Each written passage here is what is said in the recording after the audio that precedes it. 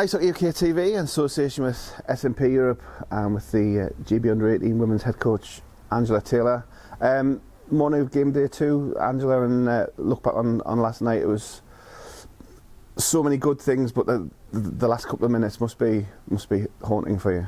The haunting is such a good word.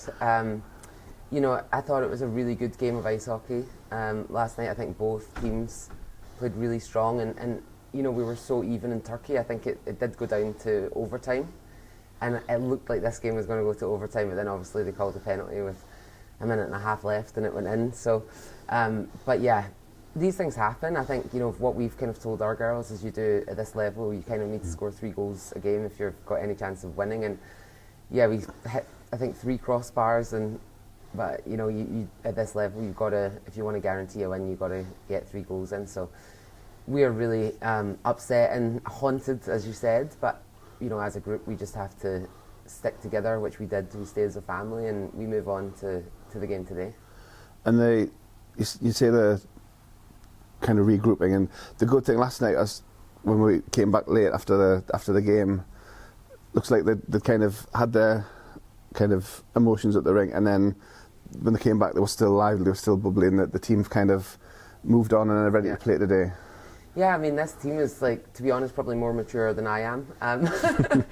I couldn't believe their chemistry and their energy when they came back to the hotel as well. In fact, there was a 30th birthday party, and a couple of the girls went in and did Cotton Eye Joe with the birthday girl, and I think that those sort of things are so important, because it is, you know, we've got more games to play, and we'll be pushing, giving our everything to win the silver medal, and let's just hope, like, the hockey gods give us a little result and we could still get gold. But for us, like, we'll push every day, and we're part of a family here, and yeah, we'll go back to square one today and go and win this game.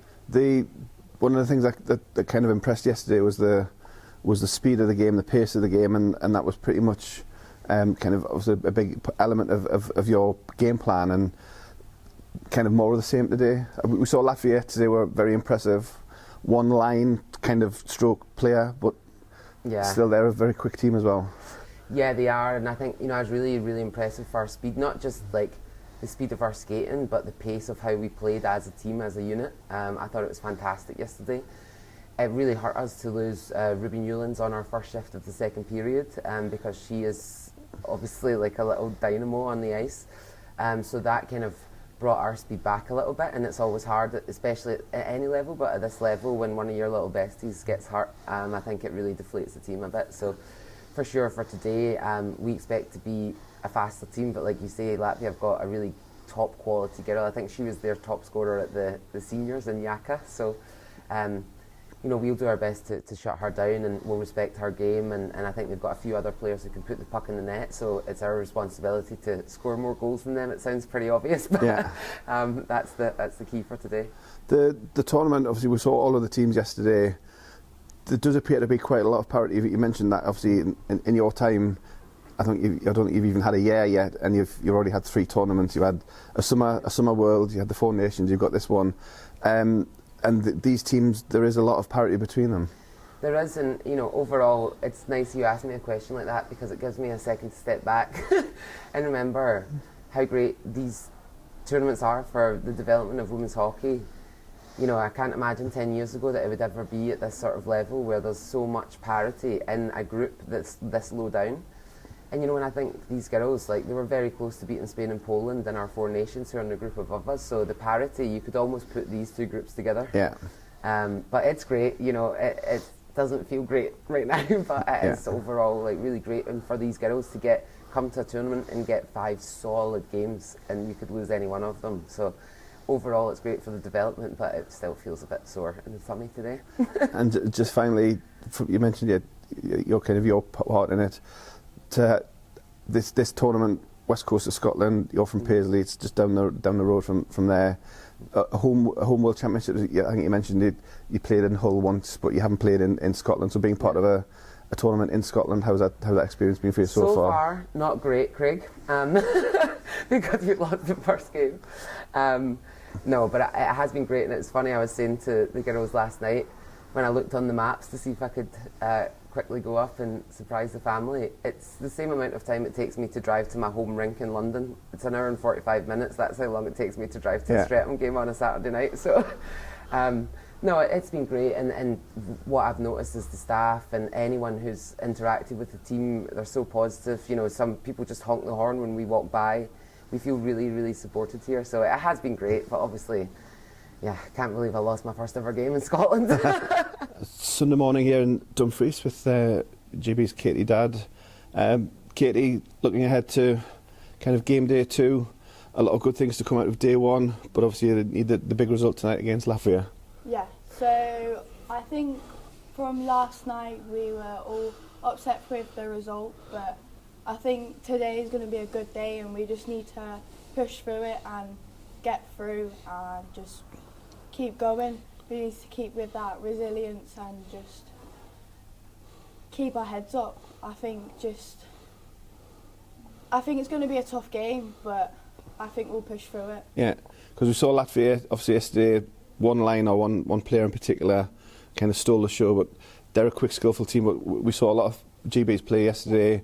You've got to have a lot of pace, a lot of skill yourself, so hopefully that'll match them and get the result in the end. Yeah, so we're hoping just to go through it. I think we can win it. Like, genuinely, like, we've got a good team, and yes, they've got a good team as well, but I think we're just that little bit better.